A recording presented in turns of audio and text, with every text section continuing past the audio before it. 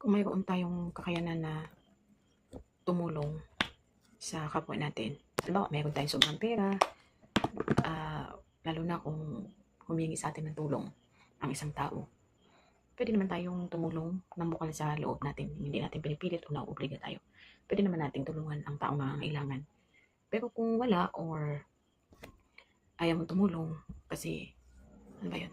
Kasi may kailangan kang paglaanan din, may inuuna kang bagay sa buhay mo, ang dami kong itim sa mukha. Pwede mo namang sabihin na, pas muna ako kasi meron akong pinaglalaanan, meron akong pinaprioritize.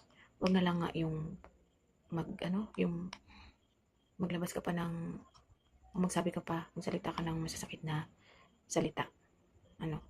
Kasi yung mga tao talaga, yung totoong mga tao na kailangan ng tulong, hindi yan lalapit sa'yo kung talagang hindi nila kailangan at wala na silang talagang ibang malapitan, kundi ikaw na lang.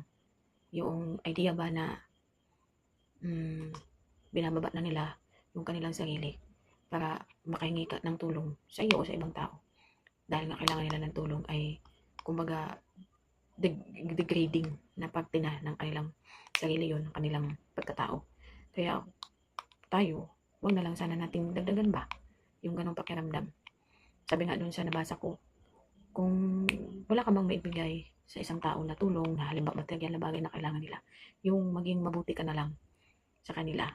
Yung maintindihan mo, siguro maintindihan mo ang kanilang damdamin na darama, ang ilangan.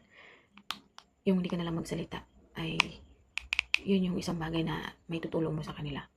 Kasi kung ikaw yung nasa sitwasyon na ganun, na ikaw yung manghingi ng tulong, masakit sa parte mo na makarinig ng mga salita, masasakit na salita.